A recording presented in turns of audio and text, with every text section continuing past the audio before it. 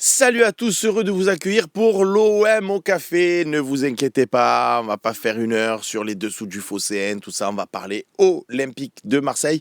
C'est juste que hier, l'émission s'est coupée un petit peu brutalement, souci d'ordinateur. D'ailleurs, c'est toujours le même à l'heure actuelle. On espère qu'il va tenir bon. Et après, à partir de cet après-midi, avec Loïc Lachaud et Jade Volpe, on va remettre de l'ordre dans tout ça pour avoir de la stabilité. Et on s'est dit qu'on pouvait se faire une petite émission en binôme. Donc Romain Herring est dans la place avec moi. Salut Romain. Mais c'est un total plaisir, Seb. Salut. Voilà, donc vous avez Romain et moi pour le prix d'un. C'est Romain qui ne sera pas payé, je tiens à le souligner. Bon les amis, vous êtes déjà très nombreux et ça fait hyper plaisir dans cette période de trêve internationale de continuer de vous voir. Donc on voit Andies, on voit OM Pacifique, on voit Ini Mountain, on voit FF Lennox. Bon, mon prochain challenge, c'est vraiment de m'acheter mes lunettes. Je le dis à chaque émission, mais à un moment donné, il faut arrêter de le dire. Et il faut le faire parce que... Et en plus, tu sais, Ro, c'est du bleu, c'est du rouge, c'est du gris. Franchement, c'est un peu terrible pour les vieux comme moi. Ah, t'es pas vieux, Seb. En tout cas, je veux dire un truc, parce qu'on est dans le début de l'émission. Ces 6 mois où tu as été absent, peut-être un peu moins, peut-être 4 mois, tu nous as manqué. Et tu vois, comment s'est accroché à la fin du match, là, tous les deux, dans la 3e mi-temps, ben, franchement, ça m'a vraiment manqué. Donc, voilà, je suis très content qu'on puisse continuer à débattre avec toi et qu'on te retrouve en pleine forme. Tu as l'air même en plus grande forme qu'avant, donc ça fait plaisir. Et juste, je salue Mika Le Dromois sur le chat, qui a écrit quand même « Salut Slim, salut à tous ». Voilà, donc, raté, mais voilà. Et oui, mais tu as raison de bien aimer Slim, on l'adore aussi parce qu'il est très bon. Slim. Tom 13, ça y est, ça commence les petites piques. Bon là c'est une émission, on est en famille, on n'a pas de tension, l'OM a 7 points, on est bien, on vit bien, le groupe vit bien, on est bien ensemble. Salut Seb, salut Romain. Alors Cornelius ou alors Brassier? Il paraît que ce petit clip il a fait le tour de DRS là, parce que je disais, je sais pas si tu l'avais vu Romain, mais les mecs ils arrêtent de parler du Phocéen, nous on est là pour l'OM et tout, et qu'est-ce qu'il y a? Tu veux qu'on discute de quoi? Ça va être Cornelius ou ça va être Brassier? Et du coup bon voilà, ça a fait le... Je l'ai vu. Ça a fait le truc. Achète-toi des lunettes à la Ravanelli, nous dit Coquin de Sort. Mais Coquin de Sort, écoute-moi, je vais être stylé de fou. C'est-à-dire, je vais me prendre des lunettes, je vais peut-être même faire le talk avec tout le temps. C'est-à-dire, ça va devenir à la Iron Man, tu sais, Romain, tu sais, là, les lunettes un peu bleues. Là, tu te trompes pas parce que, tu vois, si tu prends les lunettes Fabien Galtier, par exemple, c'est pas le même délire. Hein. Ouais, c'est clair. C'est plus fat que Slim. Oh, merci, ça fait plaisir. Merci, c'est gentil. Ça fait hyper plaisir vers Drich. C'est une bonne blague quand même, mais c'est pas sympa, mais c'est une bonne blague. Allez, on commence, Ro, avec Dimitri Papayette. Vous en pensez quoi du sponsor Ricard au PSG? C'est incompréhensible. Ah, c'est vrai que c'est pas un move. Enfin, sur l'international, ils vont y gagner, mais je pense que sur la région marseillaise, ça va coincer quelque peu pour eux, notamment quand il va falloir faire le choix entre différents pastis. Tu penses au 51? Oui, à Casanis, le 51, il y a du choix. Hein. Même si je suis pas consommateur, je sais qu'il y a beaucoup de très belles marques dans la région. Mais c'est pas un bon move, hein. Ouais, je sais pas ce que t'en penses, mais... Chacun fait ce qu'il veut avec ses cheveux, donc moi je fais pas grand-chose. Eranan qui nous dit vous pensez pas que notre défense peut nous coûter le podium? Écoute, je sais pas, moi je trouve pas qu'elle soit catastrophique. On a un leader de défense qui pour moi est un des 2 ou 3 meilleurs défenseurs centraux de Ligue 1 avec Léo Balerdi. Et je dis 2 ou 3 pour rester poli parce que je pense que c'est le meilleur. Après, effectivement, Brassier pour l'instant n'a pas totalement rassuré et pas sur les mêmes standards que contre Brest. Bon, après il a joué 2 matchs, on va peut-être attendre un peu avant de le condamner. De l'autre côté, Murillo qui est en concurrence avec Meïté, peut-être qu'à un moment Meïté va peut-être passer devant aussi, parce que Meïté était un peu écarté vu le mercato entre guillemets, même s'il n'était pas écarté, mais il rentrait un peu moins dans les plans. Là, il y a beaucoup de temps pour Meïté pour se réaffirmer aussi. Donc moi, je suis pas très inquiet, hein. Franchement, Seb. Je parle que de ces joueurs-là parce que pour moi, je le dis souvent, on joue à 3 défenseurs dans notre système avec Merlin qui joue très haut et on est quasiment tout le temps en possession, comme on l'a vu contre Toulouse. Donc c'est vrai que Merlin, je le compte pas, mais on peut le compter dans une défense à 4 effectivement. Mais donc moi, ces 6 défenseurs que je t'ai cités, parce que j'ai pas cité Cornelius, mais voilà, me rassure quand même plutôt. Je trouve pas qu'on soit moins fort que Monaco, qui pour moi a pas une très très grosse défense. Lens a pas une grosse défense. Je sais pas. Le podium, je pense que ça nous le coûtera pas. Alors après, peut-être que pour les plus optimistes, si à un moment donné on se lance dans une course au titre parce que si, parce que ça, on sait pas, tu vois. Peut-être qu'à un moment donné, on aura quelques failles à ce niveau-là, et c'est peut-être là où on est le moins bien fourni quand même. Je sais pas ce que t'en penses, mais. Moi, je pense pas, depuis le début de l'année, ce que je dis, je reste pour l'instant, comme le disait Bastien Cordon-Leani hier, et on l'embrasse si on regarde l'émission, on peut juger que sur des faits. Là, on donne des avis qui sont plus basés sur un ressenti, une intuition, que ce soit pour Brassier ou que ce soit pour Cornelius qui viennent d'arriver. Il faut les voir sur du plus long terme pour avoir une position bien établie.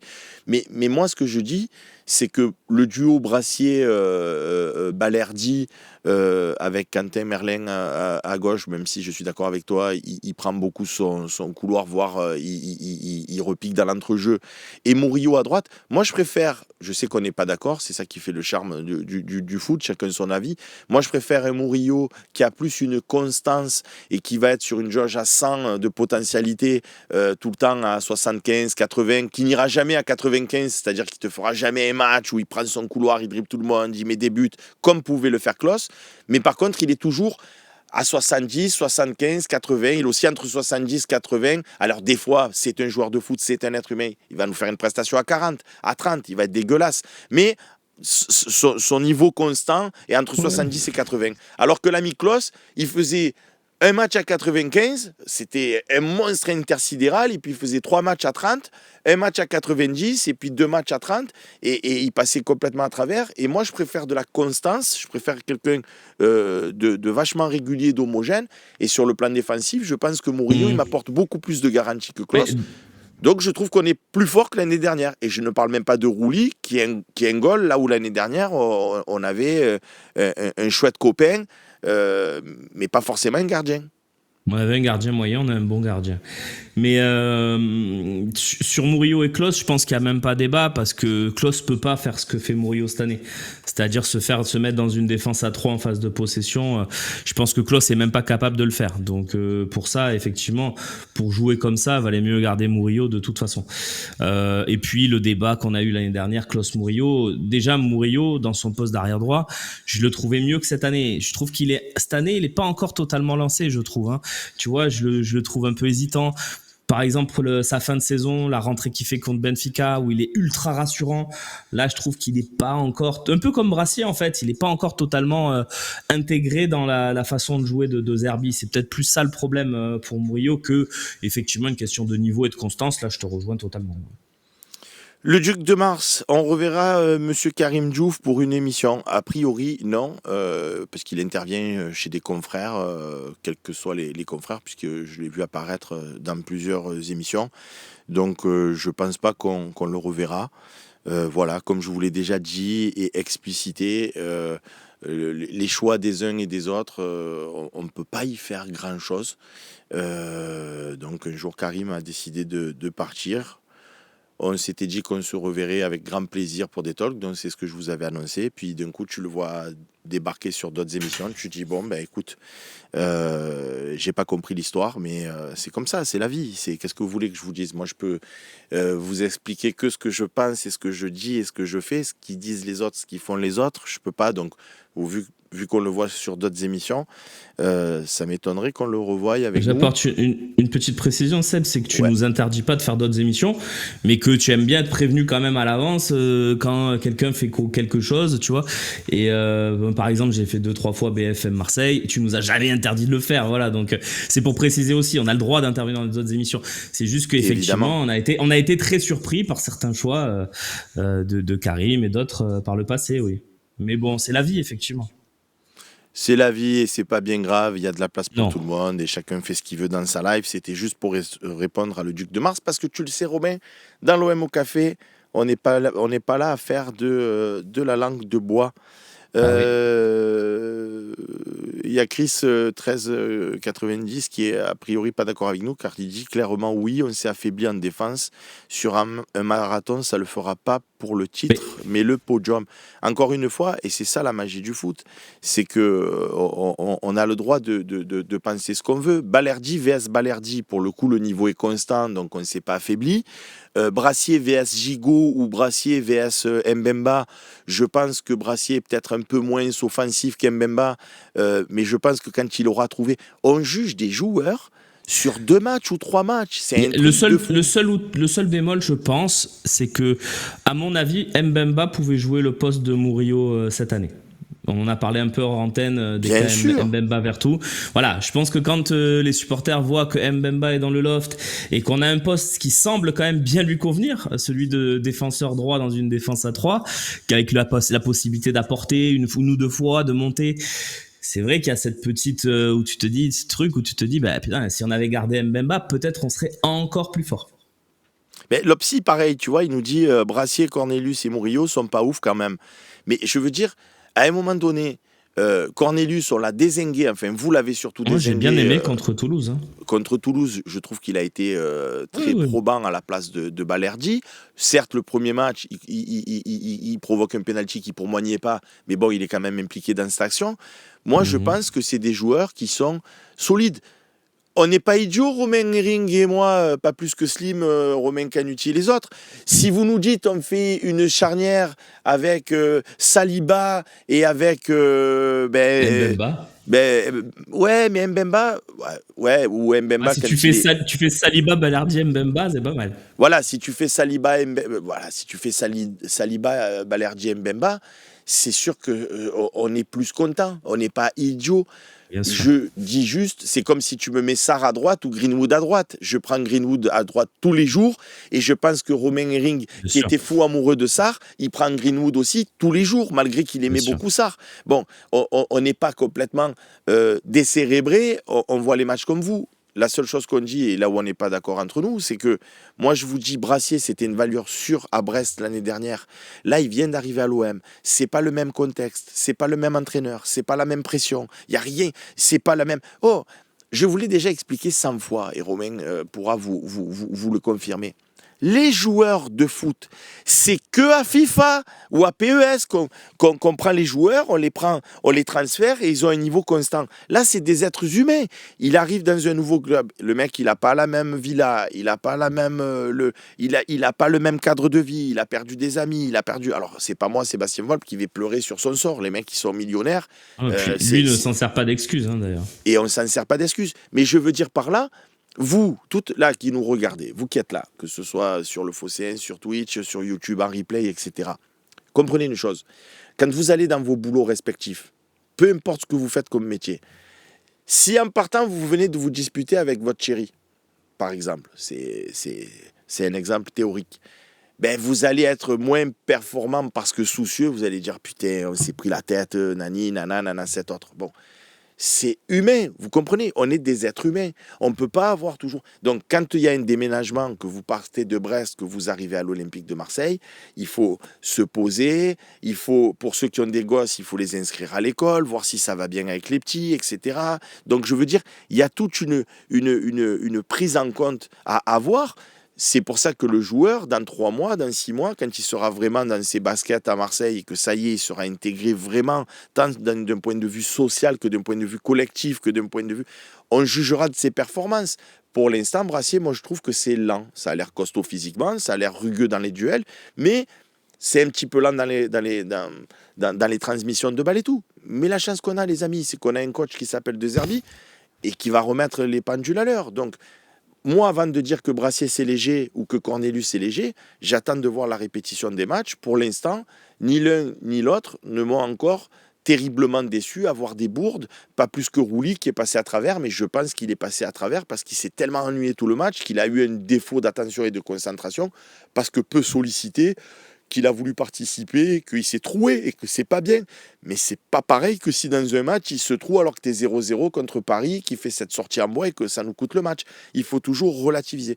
Moi, je pense que cette défense Brassier, Balerdi, Murillo ou Cornelius, Balerdi, Murillo, peu importe le choix que vous mettez. Après, M. Chancel, c'était mon gâté. Ça me fait mal au cœur de le voir sur le banc. Mais le mec veut partir libre absolument, il veut pas re-signer. Et ça, après, c'est des choix et des décisions extra-sportives. Seb, Ouais. est-ce que j'ouvre un petit débat parallèle, mais très rapide. Est-ce que tu te rappelles du meilleur match de Rongier à l'OM ?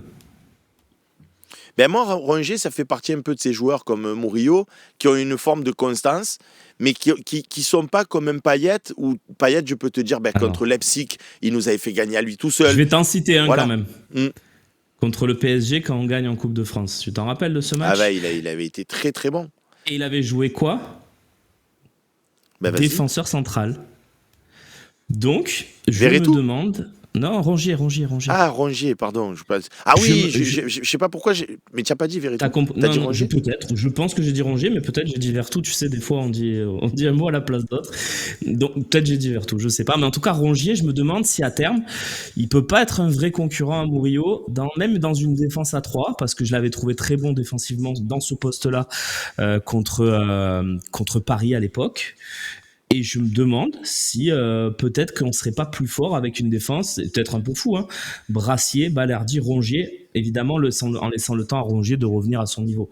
Mais j'écarte pas cette hypothèse parce que je l'avais vraiment trouvé excellent dans ce poste où il coupait toutes les attaques, où il attrapait tous les ballons au passage, où il coupait la profondeur.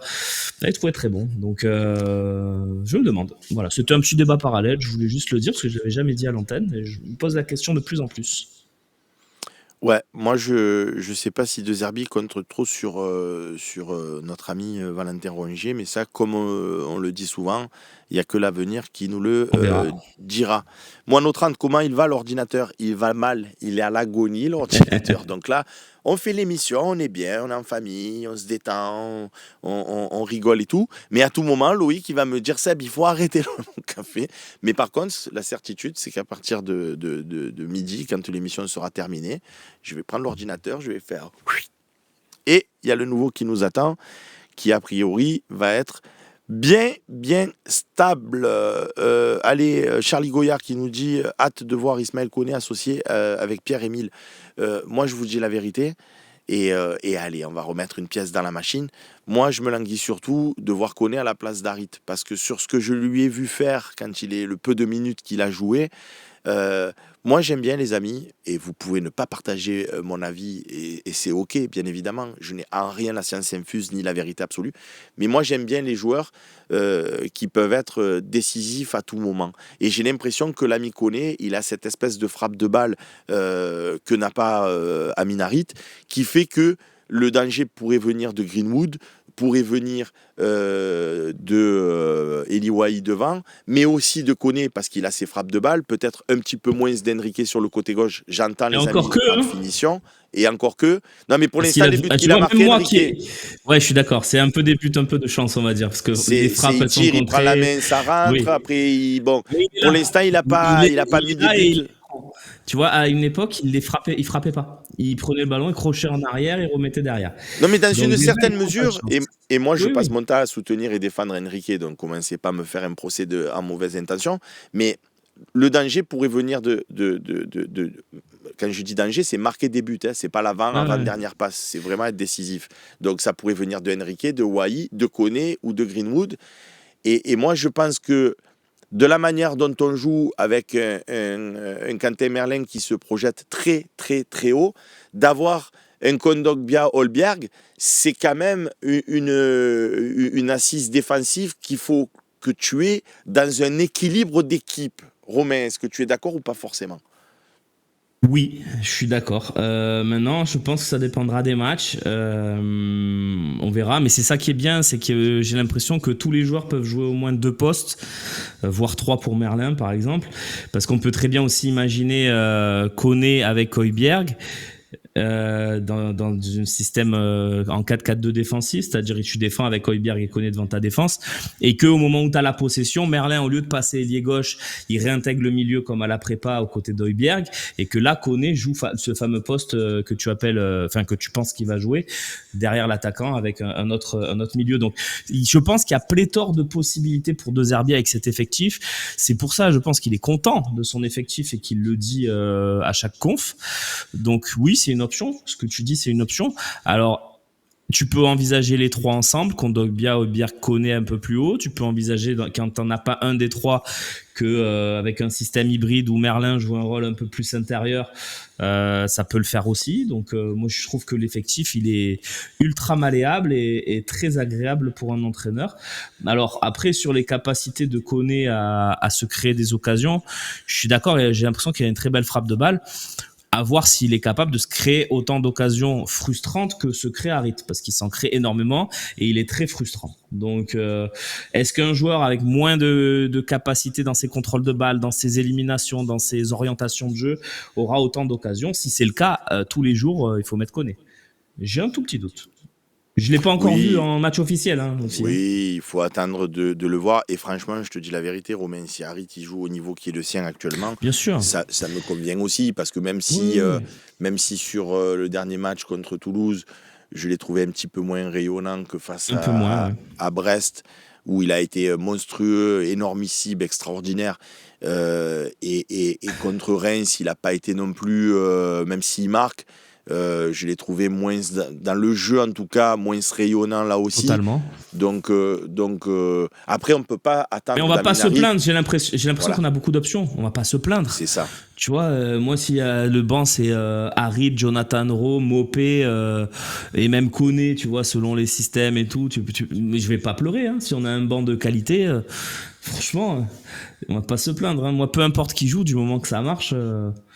Je suis content. Et j'ai l'impression qu'on va avoir 16-17 joueurs vraiment de niveau presque pas similaire, mais qui peuvent débuter des matchs.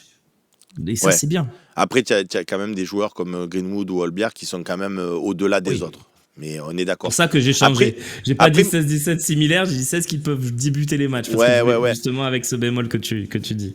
Après, Koné, ce qui est intéressant aussi, c'est Babou qui nous l'expliquait, c'est que quand on va jouer à domicile, il peut jouer aux côtés d'Højbjerg, surtout sur des défenses regroupées, pour pouvoir laisser la place à Harit ou à Carboni ou à peu importe qui, un cran plus haut, et être une des premières rampes de lancement, comme Højbjerg d'ailleurs, qui arrive à casser des lignes.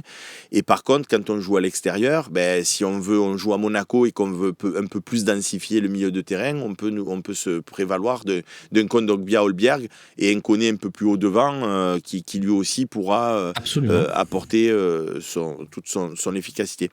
Elle passe au 13, Sébastien, quand tu étais professeur des écoles à La Ciotat, alors j'ai été à Marseille aussi, à la Pomme, mais j'ai été à La Ciotat. Y a-t-il eu des joueurs qui ont percé dans le foot? Moi, j'ai joué avec Bastou à l'époque, quand j'étais minot, quand j'étais poussin, la pupille, ça n'existe plus aujourd'hui.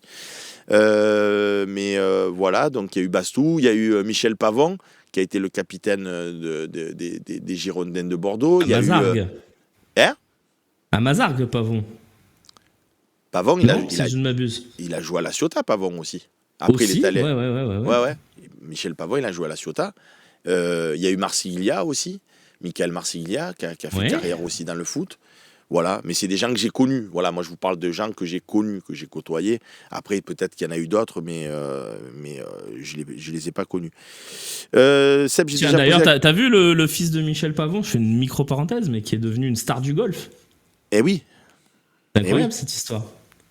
Par contre, Michel, si tu regardes l'émission, je t'ai vu jouer au paddle, c'est un peu dur quand même. Mais ça, c'est une autre histoire. El Julian 7, Seb, j'ai déjà posé la question à Slim, mais je voudrais avoir votre avis. On n'a pas parlé de Carboni aussi, pardon, mais on n'a pas parlé de Carboni dans toute la ligne offensive, tu vois, donc il y a du choix. Moi j'en ai parlé. Non, mais là, on n'en a pas parlé quand on a fait le. Si, parce que c'est ma petite idée pour remplacer Harit aussi, bref. Aussi, mais de toute façon, j'ai l'impression que tous les joueurs tu vas les remplacer, Harit, tous les joueurs. Non, parce que par exemple, Iliman Ndiaye, l'année dernière, je préférais encore avoir. Ou si tu me parles de Unai, je préfère encore Amin Harit. Mais en plus, tu sais quoi? Bon, on va pas me faire 2 heures sur ça, mais Les joueurs que j'ai dans le nez, moi, souvent, et tu le constateras, Je sais, c'est parce que tu attends beaucoup d'eux. que ce soit Payet, que ce soit Harit ou que ce soit d'autres, tu remarqueras que je suis jamais contre des joueurs du type Murillo, où quelque part j'attends rien de lui. Ouais, je sais. Que je sais même pas comment il s'appelle, à chaque fois j'oublie son nom, celui qu'on vient d'acheter devant pour épauler Wai. Il vient d'arriver, j'ai pas. Neil Mopé. Mopé. Neil Mopé, je pourrais jamais être dur avec Neil Mopé. Je pourrais jamais être dur avec Vitinha. Je pourrais jamais être dur avec ces joueurs-là, parce qu'en vérité, je n'attends strictement rien de ces garçons-là. Par contre, un Wai, j'attends. Un Wai, très sincèrement, avec son profil, avec ce que j'ai pu voir par le passé, j'attends. Mopé, je sais que c'est un soldat. Gigot, je sais que c'est un soldat. L'année dernière, certaines disaient « Ah, Gigot, j'en peux plus et tout ». Moi, je ne peux pas dire d'un Gigot, j'en peux plus, parce que de toute façon, Gigot, je sais que c'est un soldat. C'est pas, guillemets, un joueur émérite. Alors qu'un Mbemba ou un Balerdi, c'est des joueurs que, s'ils passent à travers, je vais être plus dégoûté et plus dur, parce que c'est des joueurs dont je sais qu'ils ont une réelle qualité. Et le Harit, en fait, je suis souvent contrarié par lui, parce que je sais que le mec pourrait être à l'instar d'un Payet, moins fort que Payet, il faut arrêter de dire des histoires, des âneries, mais à l'instar d'un Payet, c'est un des joueurs que j'ai peut-être le plus vilipendé sur le phocéen, mais parce que le mec est monstrueux, Dimitri, tu es trop fort au foot, et tu devrais, à l'instar d'un Ronaldo, d'un Messi ou d'un Kevin De Bruyne, tu devrais porter l'OM à tous les matchs, et lui, j'avais cette sensation que quand il n'avait pas envie, il n'avait pas envie. Et ça, c'est trop dur à voir. Et le Harit, ça fait des années que je le vois jouer. Et la phrase, ma problématique, c'est toujours la même. Tu fais un contrôle orienté il y a très très peu de joueurs en Ligue 1, voire même en Europe, qui savent faire ces contrôles orientés là comme ça à la houppe. Il élimine deux joueurs. Et après, il faut 107 ans pour passer sa balle alors qu'il a toujours des options, ou il a régulièrement des options, pas toujours, mais et toujours il porte, et toujours il porte, et toujours il porte. Et tu as envie de lui dire, mec, si quand tu fais ton contrôle orienté, que tu effaces un, voire deux joueurs, et que derrière tu transmets à Greenwood, ou tu lances Enrique, ou que tu mets sur orbite Wai, mais tu es un génie du foot. Mais non, toujours ça porte, ça fait toujours la... Ouais, et puis surtout, ça ne prend pas de risque dans les 20 derniers mètres. Et ça prend pas de risque. Donc, à un moment donné, je sais que ce joueur, il a tellement de qualité technique que je le tense parce que j'ai envie de le voir au niveau qui devrait être le sien, comme il a été à Brest. À Brest, j'ai vu Lamine Harit que je dois voir jouer tous les jours parce qu'il est à ce niveau-là. Le mec, il est hyper fort. Il est hyper fort. Je peux pas dire le contraire, t'as raison. Et tu vois, dans ta liste des joueurs que tu tenses et que tu tensais, il y a Klose aussi. Hein. Mais pour les mêmes Mais grave. Mais je sais. Je te connais maintenant. Mais du coup, voilà, Klose, c'est pareil. Klose, c'est un joueur, contrairement à Murillo, j'en attendais des mille et des cents parce qu'avec sa saison qu'il a fait à Lens, c'était un putain de dynamiteur en piston droit avec Lens que je me suis dit, putain, on a pris Klose trop bien. Et tu le vois marcher pendant 3 matchs et d'un coup, il te fait un match qui te sort de... C'est un phénomène. Et puis de nouveau, il marche 2, 3, 4 matchs et tu as envie de lui mettre des tartes. Tu vois ce que je veux te dire? Pardon. Le bilan de Klose est décevant. C'est ça. Pas statistiquement, mais c'est un joueur qui aurait dû t'apporter plus de régularité dans ses performances. Ça, je suis totalement d'accord. Est-ce que Bruno... Mais donc, tout ça pour finir sur Harit, si Amine, il joue comme qu'il joue à Brest, voire comme voir ses 2 derniers matchs... Tu peux pas être contre. Mais je peux pas être Brest, contre. Et je suis même content, puisque nous, on a toujours dit, on n'est pas le FC Greenwood, on n'est pas le FC Harit, on est l'Olympique. On est pour l'Olympique de Marseille. Donc, moi, tous les joueurs qui vont me faire du bien à l'Olympique de Marseille. Mais tu vois, aussi paradoxal, comme je le disais sur le dernier match face à Toulouse, l'action où Harit il reçoit ce ballon, pour moi, ça doit être, si c'est un joueur qui joue à son niveau, il doit frapper. Il doit faire contrôle-frappe. Alors, il se trouve qu'il fait contrôle, il hésite, après il décale admirablement Enrique qui lui-même frappe nulle part, qui prend la main, ça rentre dans les cages. Donc on dit il a fait une passe D, bravo. Mais j'aurais préféré, je vais te choquer, j'aurais préféré qu'il fasse son boulot de meneur de jeu, c'est-à-dire qu'il contrôle, qu'il mette un enroulé, que ça passe à côté, plutôt qu'il décale. Alors la suite, c'est idiot ce que je dis. On préfère toujours un but qu'une frappe à côté. Je ne peux pas dire n'importe quoi. Mais dans son jeu à lui, plutôt que de temporiser, de décaler à Enrique, dans cette action-là, contrôle et fais un enroulé. Prends tes responsabilités. Amène du danger. Mais pourquoi je dis ça, Romain? C'est pas juste le plaisir de voir marquer Amine Harit. C'est parce que si lui se met à faire ça, il va forcément aspirer des défenseurs. Quand il va avoir des ballons, les défenseurs vont venir sur lui pour l'empêcher de tirer. Et là, il pourra encore plus décaler. Mais là, les autres, ils savent qu'il tire jamais. À la limite, quand il a le ballon, tu montes même pas sur lui. C'est caricatural parce que les mecs, ils ont le réflexe, ils montent quand même sur lui. Mais tu vois, c'est pas un danger permanent. Et ça, c'est dommage avec le niveau. Dans les 20 mètres, il est même au niveau des frappes, il est pas dangereux du tout. Même s'il a marqué cette saison, mais bon. Donc voilà, mais bon, après...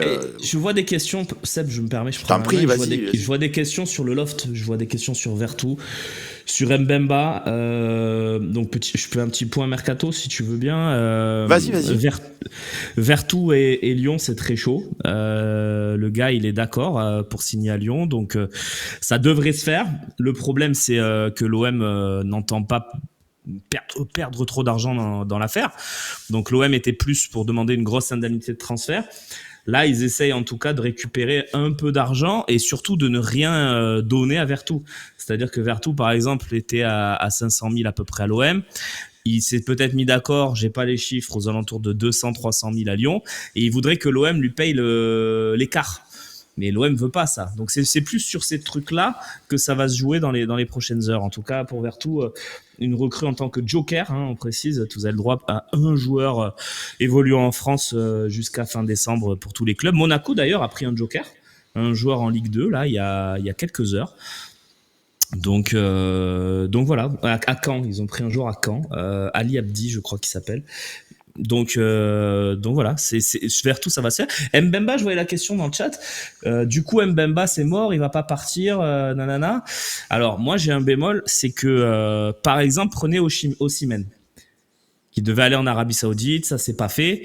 Ben, il va signer là dans la journée à Galatasaray. Osimhen, qui est un des 5 ou 6 meilleurs attaquants européens. Enfin, des championnats européens, puisqu'il est nigérian.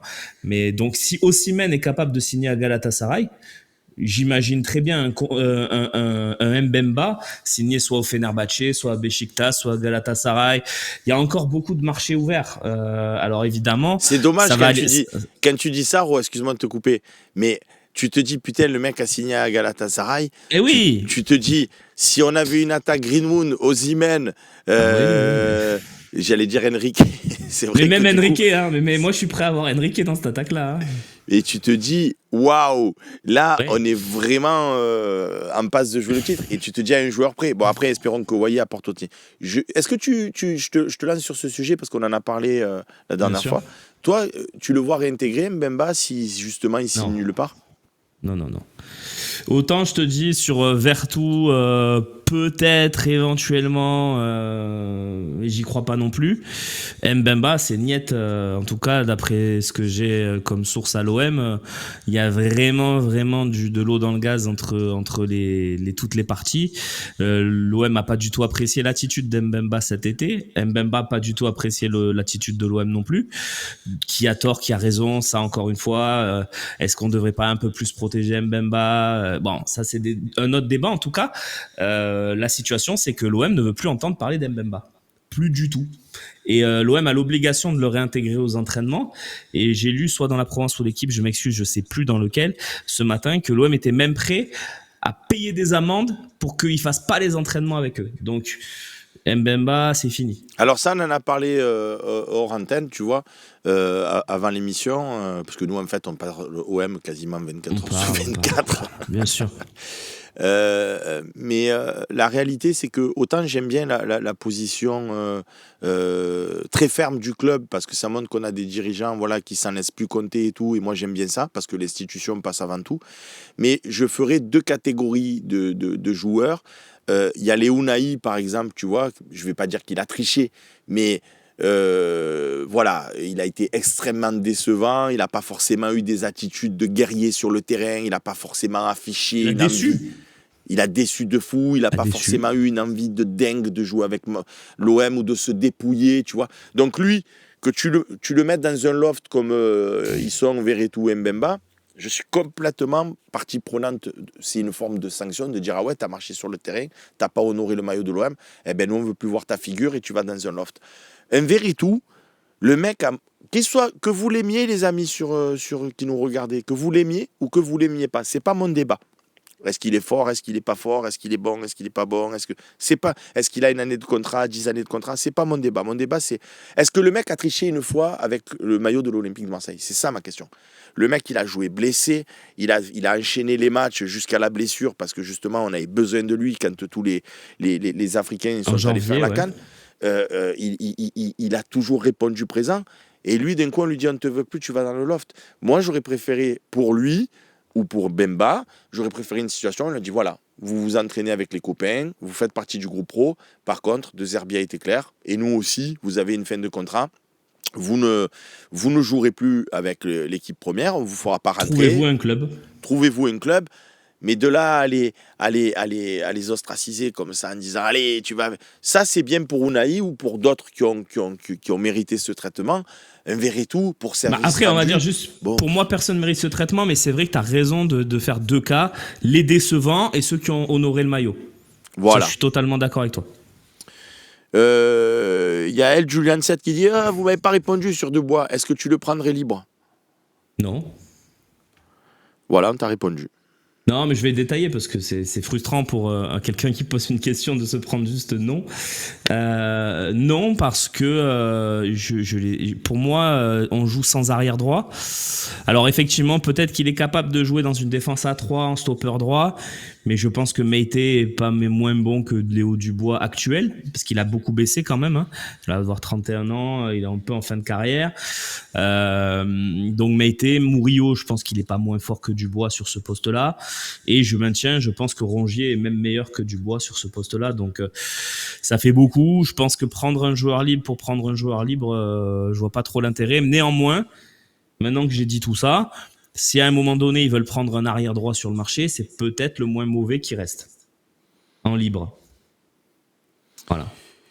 Je fais défiler le chat parce que du coup, tu sais, moi j'arrête le chat pour prendre les questions et après je suis plus du tout en rapport.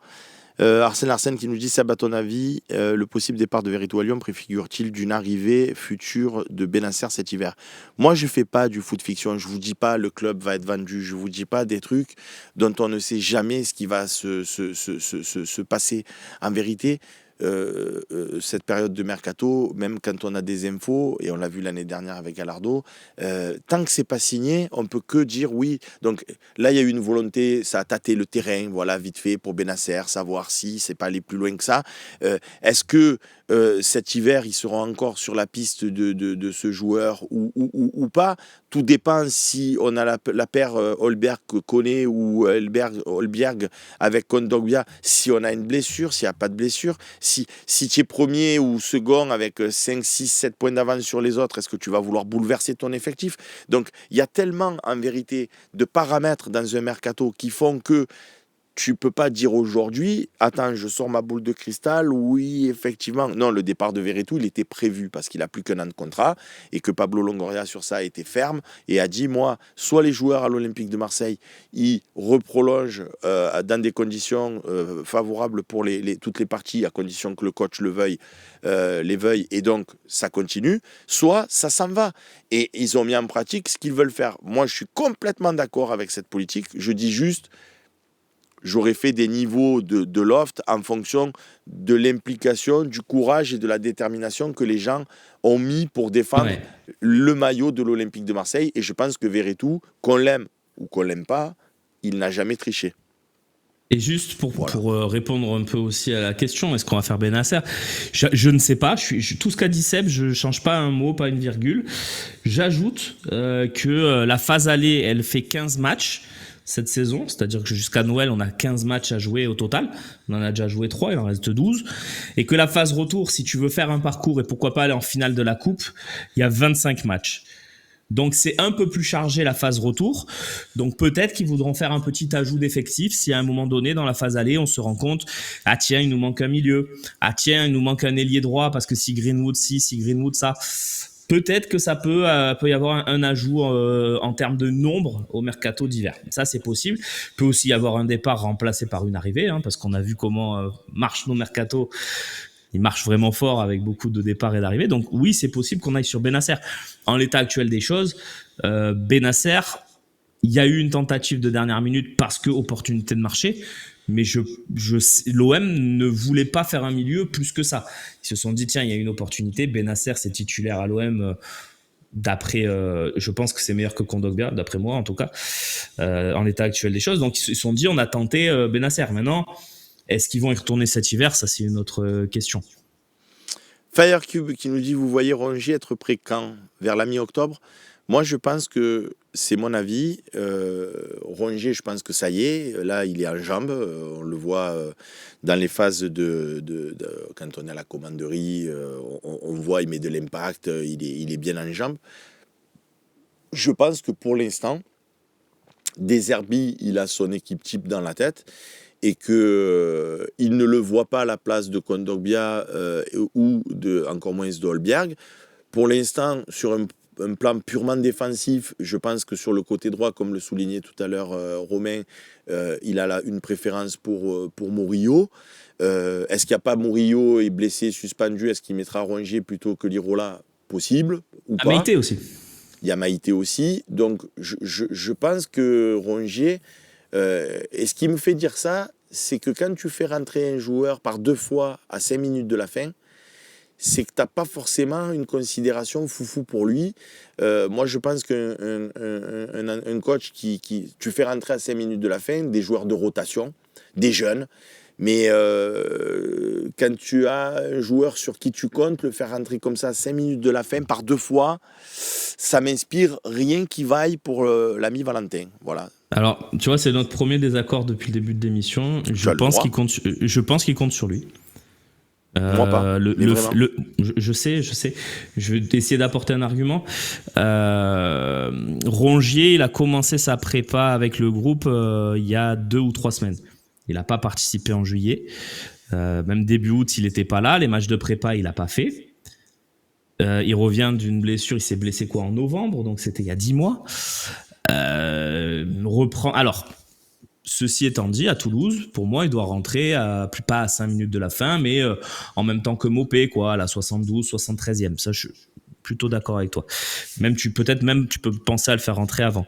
Malgré tout, dans ses déclarations, De Zerbi a plutôt été, pas dithyrambique, mais très volontaire de retrouver Rongier récemment. Je te l'enverrai si tu veux, Seb, la décla sur Rongier, où il met en avant ses qualités de polyvalence, de leader. Donc moi, je pense qu'il compte dessus. Peut-être pas comme un titulaire dans la phase aller. Ça, j'ai des doutes aussi. Mais de récupérer un Rongier pour la phase retour où tu as 25 matchs, je le disais tout à l'heure. Le problème de Rongier, c'est ça, c'est que tu n'as pas la Conference League. La Conference League, Romain, qui commence en septembre, il joue tous les matchs. Quand tu dis on est en désaccord, c'est que j'ai peut-être mal lu la question de notre copain sur Twitch. Quand il disait on le retrouve quand? À partir de la mi-octobre. Moi, j'ai mis dans ma tête un sous-entendu en tant que titulaire, si tu veux. Je te dis pas qu'il va pas jouer avec l'OM cette année. D'accord. Moi, je suis d'accord avec toi. Je pense qu'on le retrouve en pleine possession de ses moyens, effectivement, vers la mi-octobre, début novembre. Et que pour être titulaire, je pense qu'il faudra peut-être attendre janvier, effectivement, où tu auras peut-être des blessés, tu auras peut-être tout arrive. Et à lui, à ce moment-là, de saisir sa chance. Mais je pense qu'il aura sa chance. Encore une fois, on l'a dit tout à l'heure sur d'autres sujets, on n'a pas de boule de cristal, donc on ne peut pas insulter l'avenir. C'est un avis, hein. Mais moi, je pense qu'avec Højbjerg, Kondogbia, Koné, je pense qu'il est le numéro 4 dans la hiérarchie à ce poste-là. Et par rapport au côté droit, je pense qu'il est derrière Murillo pour l'instant dans la tête du coach. Donc pour l'instant, il n'a pas de place de titulaire. C'est mon avis. Et je peux me tromper. Non, mais après, Rongier, on a souvent fait ce constat, Seb, tu le sais, en se faisant le 11 type, même avec les ordres, les machins, on le mettait pas souvent. Avec Sampaoli, on le mettait pas. Et au final, 2 mois après les débuts de Sampaoli, il était titulaire à tous les matchs. Donc Rongier, il a quand même su souvent bouleverser la hiérarchie. Là, le problème, c'est qu'il revient d'une longue blessure, donc c'est plus compliqué. Mais moi, j'exclus pas qu'à un moment donné de la saison, on se dise Rongier, c'est quand même plus safe que Kondogbia, ou Rongier, c'est plus safe que Murillo, ou Koné, il est un peu décevant, pourquoi on mettrait pas Rongier? J'exclus pas ces phrases-là qu'on pourrait entendre dans 2-3 mois. Ah oui, mais moi, je suis complètement de ton avis. Sauf que si Kondogbia, Højbjerg et Koné ils jouent à leur niveau et que Murillo il est complètement voilà, s'il joue à un niveau correct. Si on continue à rouler sur la Ligue 1, clairement, Rongier il prendra pas de place de titulaire. Voilà. J'envisage que comme on est l'OM, on aura des périodes peut-être un peu plus difficiles et qu'à un moment donné, Et puis il faudra quand je te peut-être dis saisir ça, sa c'est des chance. bruits aussi qui circulent autour de la commanderie qui nous sont Ah remontés, oui, tu oui, vois ce que oui. je veux dire. Après, De Zerbi, les déclarations qu'il fait, quand il dit oui, je suis pas satisfait, on peut toujours mieux faire et tout. Il y a la com et il y a, et il y a la réalité du vestiaire ou des Bien indiscrétions, quoi, sûr. tu vois. Mais Non, après, mais on a les comme tu mêmes, le hein. disais tout à l'heure, une indiscrétion qui est vraie un jour, elle peut ne plus l'être à un autre moment. Arsène, Seb, est-ce que tu peux nous dire où en est ton projet de faire commenter les matchs par l'équipe du Phocéen depuis le stade Vélodrome? Est-ce que ça avance? Alors, je peux vous dire, en avant-première, aux très chers abonnés du Phocéen, ou pas d'ailleurs, juste lecteurs, euh, le prochain match contre Nice, si tout va bien, euh, j'ai des grosses batteries de tests à faire cet après-midi avec les équipes, etc., pour le faire fonctionner. Mais le prochain match à Nice devrait voir Slim et Idriss au stade Vélodrome pour commenter le match de Nice depuis de l'OM face à Nice depuis les tribunes du stade Vélodrome. Et j'ai eu l'accord de notre ami Wagner Chotian, que l'on embrasse également, pour que les copains de Maï Phocéen et du club Phocéen puissent venir voir le match depuis le Gold Eagle de la Valentine face à Lyon, avec une émission tournée sur place. Là aussi, il va falloir qu'on valide tout ça techniquement, mais a priori, il ne devrait pas y avoir de gros problèmes. Et donc, vous pourrez assister à l'émission. S'il reste des places après que les amis de Maï Phocéen, nos abonnés, aient réservé leur place, on ouvrira bien évidemment aux autres lecteurs, mais seuls les abonnés à Maï Phocéen, donc des gens qui nous soutiennent, pourront participer également dans nos émissions. Voilà, donc oui, ça avance et on va continuer de faire avancer les choses et on n'arrêtera jamais de faire avancer, évoluer le Phocéen pour toujours vous donner plus de satisfaction. Et je vais vous faire une confidence, j'en ai parlé avec Damien, notre responsable informatique ce matin. Je pense même que le Maï Phocéen, je vais en arriver à dire en vérité, pour moi le Phocéen c'est une famille, vous faites partie d'une famille. Donc là, on a fait un peu un modèle type les autres médias, il y a un abonnement, on enlève la pub, vous avez des avantages en plus, etc. Je pense que je suis en train de réfléchir et je pense que je vais franchir le cap. Ça va être plus en mode, parce que c'est comme ça que je le vis, c'est comme ça que je le perçois, ça va être plus en mode associatif en disant, vous voulez nous soutenir, venez sur Maï Phocéen, vous mettez ce que vous voulez. Vous voulez mettre 1 euro, vous mettez 1 euro, j'entends par mois bien évidemment. Vous voulez mettre 2 euros, mettez 2 euros, 1,50 €, mettez 1,50 €. Vous voulez mettre 10 euros parce que vous gagnez bien votre vie et que vous voulez soutenir notre projet, eh bien mettez 10 euros. Ça va être plus une démarche de qu'est-ce que ça vaut pour vous le Phocéen. Voilà, vous voulez plus de pub et surtout parce que la pub, on n'a pas fait Maï Phocéen pour la pub, on a fait Maï Phocéen pour dire, moi dans ma tête en fait, il y a le Phocéen, c'est la partie visible de notre média où tous les lecteurs qui cherchent des infos, ils nous trouvent sur Google, ils cliquent, ils viennent. Et après, il y a vous qui êtes là pendant les émissions, qui nous suivez. Combien je reçois de messages de gens qui nous disent « Ah, je connais le Phocéen depuis 20 ans, depuis 10 ans, depuis 15 ans, vous nous régalez, etc. » On a besoin aussi de vous, de votre soutien. Alors, c'est sûr que vous entendez ça à longueur de journée. Vous entendez ça, tout le monde vous dit « Ah, soutenez-nous, soutenez-nous. » Mais c'est une réalité dans notre cas où on est complètement indépendant. Je ne fais pas partie du groupe CMA-CGM comme la Provence, comme RMC. On ne fait pas comme l'équipe partie du groupe Amaury. On ne fait pas comme Canal+, partie du groupe Vivendi, etc. On ne fait partie d'aucun groupe. Nous, on est tout seul. Voilà. Et on se bat avec nos armes. Et on fait... Donc, le fait que vous adhériez à un projet, que vous donniez 1 euro, 2 euros, 3 euros, 4 euros, 5 euros, ce que vous voulez, c'est un soutien qui nous permet de continuer de faire ces émissions, de continuer de suivre l'OM, de continuer de vous informer. C'est vous qui nous donnez la force. Et le jour où il n'y a plus, on s'arrêtera. Et comme je le dis, les amis, franchement, personne ne vous enlèvera cette fierté pendant 20 ans d'avoir été les leaders sur la thématique olympique de Marseille en termes de statistiques, en termes de premier arrivé sur cette thématique-là, en termes d'historique.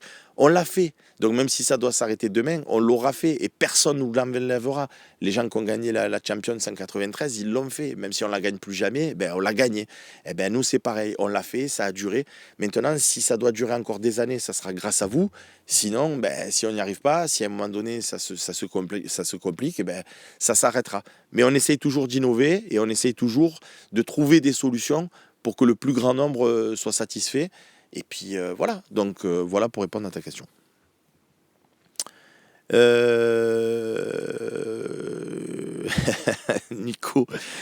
Nico Helmut qui dit Seb, tu veux pas postuler au poste de Premier ministre, je vote pour toi et tes idées. Mais les idées du Phocéen, ça peut pas être les idées de la France, c'est encore complètement décorrélé. Nous, voilà, moi je vois ça vraiment. Et puis, allez, encore exclusivité, puisqu'on n'est pas dans la trêve. Je souhaite aussi faire du Phocéen un endroit où on va encore plus partager. Donc vous donner aussi accès à vos propres pages pour que vous puissiez alimenter vos propres pages. Et parce que il y a plein d'entre vous qui êtes des passionnés. Et donc il n'y a pas de raison que vous n'ayez pas encore plus de place sur le Phocéen pour vous exprimer et pour être vous aussi, que vos pages elles soient suivies par d'autres lecteurs du Phocéen parce que vous êtes très bon dans vos analyses ou que vous êtes très bon dans vos relais d'information, etc. Donc voilà, on travaille avec Damien aussi pour vous donner encore plus de place que ce que vous en avez déjà.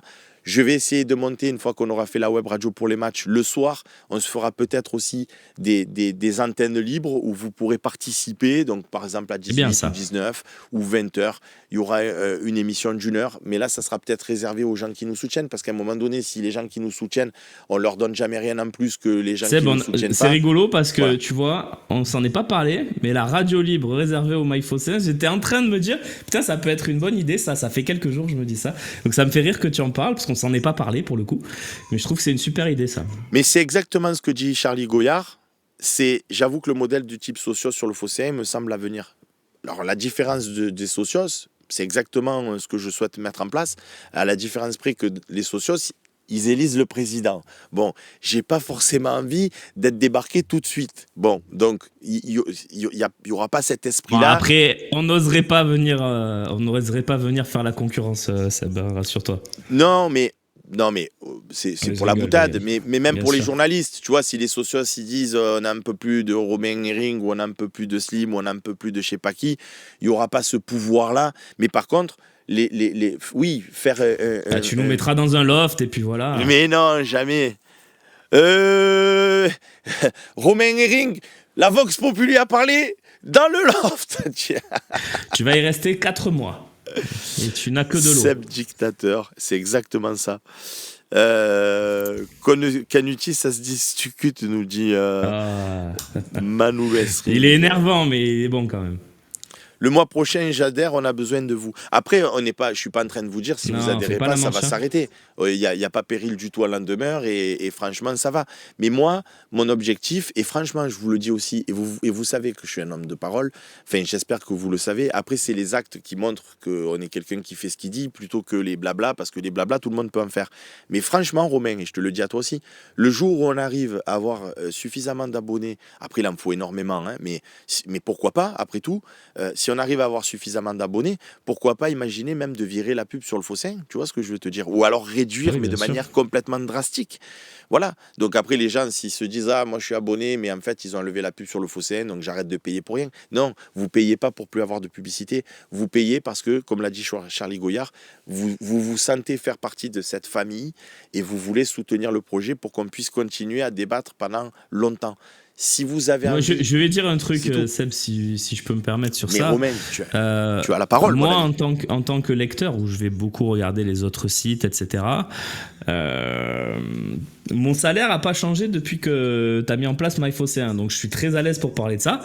Quand je vais sur le Figaro, l'Équipe, le JDD, tous les journaux, etc., combien il y a d'articles où je le commence et on me met et vous voulez voir la suite, il faut payer. Donc moi je précise quand même que ceux qui n'ont pas les moyens, ceux qui n'ont pas envie de payer de l'argent pour accéder à du contenu, sur le Phocéen vous avez tout le contenu.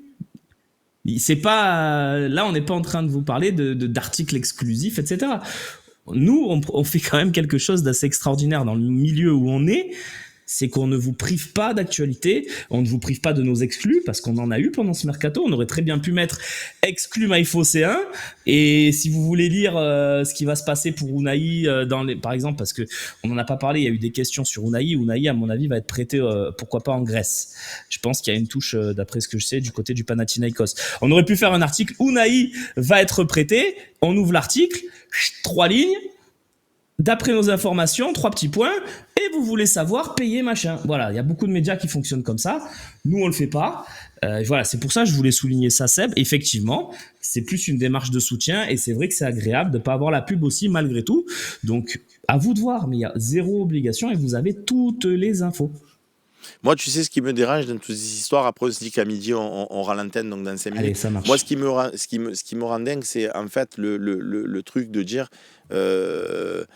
ceux qui ont de l'argent parce qu'ils ont des situations professionnelles qui font qu'ils peuvent se permettre de prendre des abonnements, on va leur en donner plus, et ceux qui n'ont pas, on va leur en donner moins. Et moi, c'est pas ma philosophie de vie, c'est pas comme ça que je vois le monde.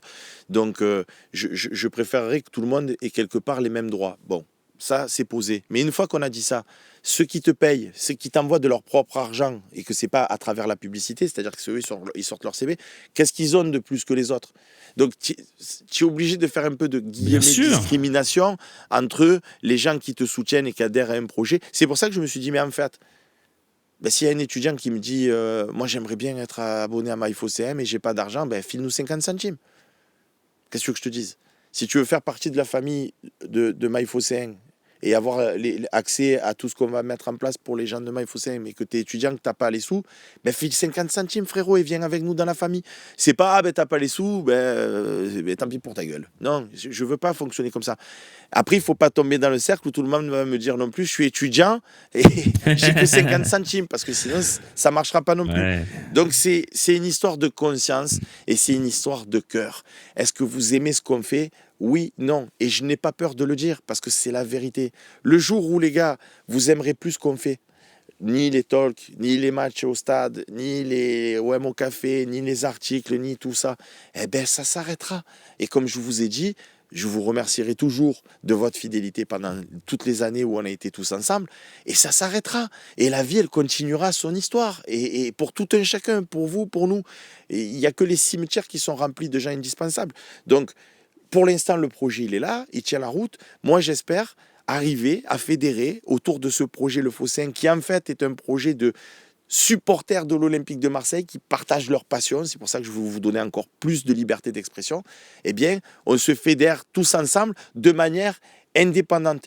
Et si on arrive à plus avoir de pub ou beaucoup moins, ça sera encore plus génial. Voilà, le projet du Phocéen, c'est celui-là, c'est le partage de nos valeurs communes qui sont les valeurs de l'Olympique de Marseille. Après, moi, j'ai demandé aux équipes de nous mettre du foot parce que moi, j'aime bien, quand je vais sur le Phocéen, avoir un petit peu une vision globale de ce qui se passe dans l'actualité du foot, comme là, Osimhen qui va à Galatasaray, sans avoir besoin d'aller ouvrir l'équipe, d'aller ouvrir d'autres médias pour pouvoir savoir ce genre d'informations. Donc, le meilleur du foot ou l'essentiel du foot ou les infos à pas louper, on les met. Après, on ne fait pas tout le foot de manière exhaustive. On fait le meilleur pour savoir. Voilà, moi, j'aime bien quand je vais sur le Phocéen, j'ai tout sur l'OM. Et l'essentiel du foot, c'est notre projet. Pourquoi pas l'avenir aussi faire un petit peu, couvrir par exemple un événementiel de pétanque comme la Marseillaise ou l'Open 13, ou voilà, s'ouvrir un petit peu plus, mais tout en ayant toujours comme objectif de partager notre valeur et notre passion commune qui est l'Olympique de Marseille. Voilà. Ça marche avec les tickets resto. Ça marche. Tu sais quoi? Tu peux même, c'est OM Pacifique qui dit là, les tickets resto. Tu peux même nous dire si tu veux. On a un petit jardin. Écoute, moi, si tu veux, je vais te faire un peu de jardinage. Je t'enlève un petit peu. Je te taille les haies. Je te mets bien le jardin. Et moi, je te file un an de MyFocéen. D'ailleurs, si vous voulez, les gars, s'il y en a qui veulent tester MyFocéen gratuitement, un mois ou deux, parce que vous n'avez pas les moyens en ce moment, vous avez le support.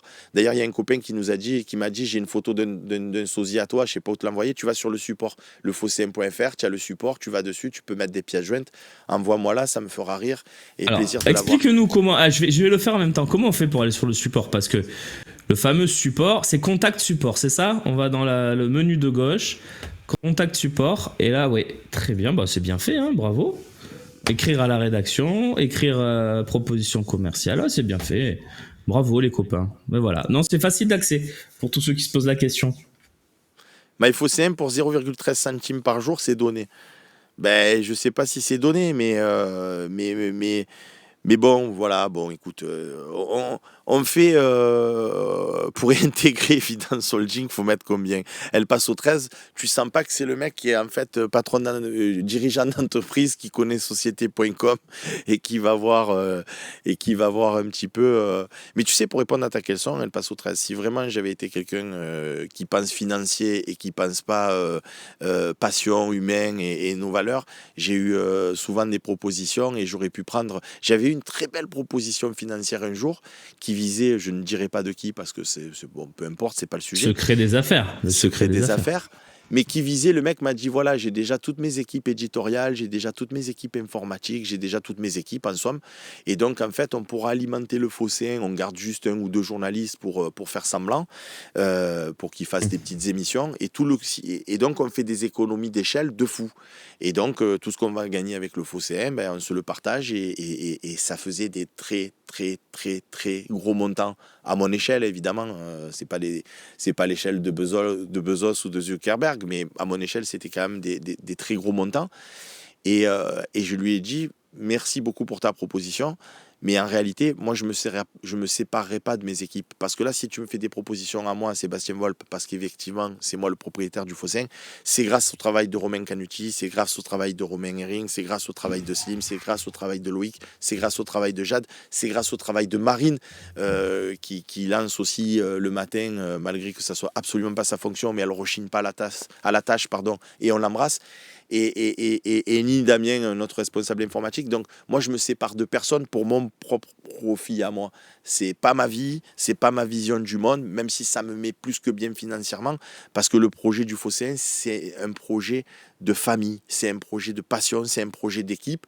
Et je préfère mourir tous ensemble que de me gaver tout seul. Voilà. Et ça, Romain, je pense que tu peux le confirmer, Oui, c'est pas juste des discours politiques ou pour donner une bonne image.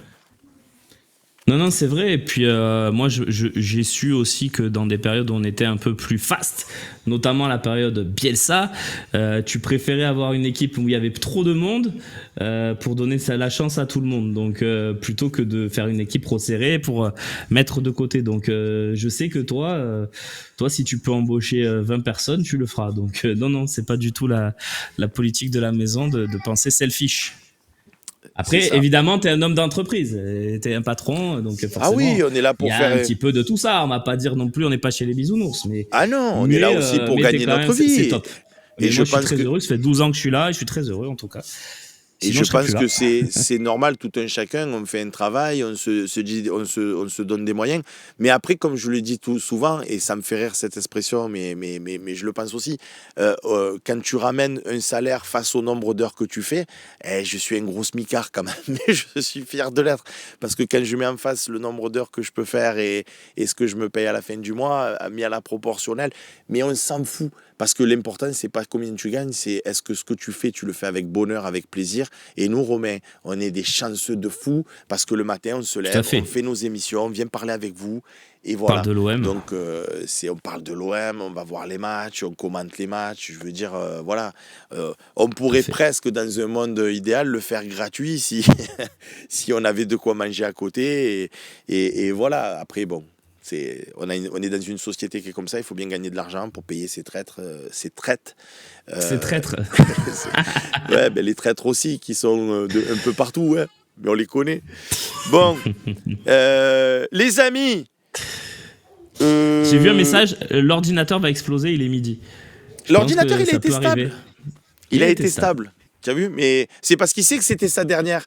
Ordinateur qui nous a suivis pendant ces 2 dernières années, qui a fait du bon boulot. Je te remercie. Merci à tu toi. ne vas pas aller à la casse. On va toi aussi te recycler. Mais il est il est temps de laisser ta place à un ordinateur beaucoup plus puissant, beaucoup plus robuste, Plus beaucoup jeune, plus stable. place aux jeunes. Place aux jeunes, mais on va te garder avec nous, on va te faire une place à un autre endroit du Phocéen. On est en train de complètement divaguer, donc je te propose de rendre l'antenne. Je t'embrasse bien fort, Romain, merci de... Juste excuse-moi, il y a quelqu'un qui a posé 25 fois la même question, j'ai vu passer, et je m'en voudrais de pas répondre, sur Bacola, qui va prolonger son contrat. Il aura sa place dans le groupe comme Sternal, mais il va pas prendre une place plus importante. Voilà, c'est des jeunes qui vont compléter l'effectif. Vas-y Seb, excuse-moi, je sais qu'on est pris par le temps, mais je voulais répondre à cette question. Alors, Albo Marseille qui nous dit: je suis abonné à MyFocéen mais pas à Twitch, j'ai fait ce choix, je paye 3,99 par mois. Encore une fois, ça aussi, ça m'énerve que des gens qui sont sur MyFocéen et qui veulent être en interaction avec nous soient obligés de passer par Twitch et donc ne payent pas et le Phocéen et Twitch et toutes les abos.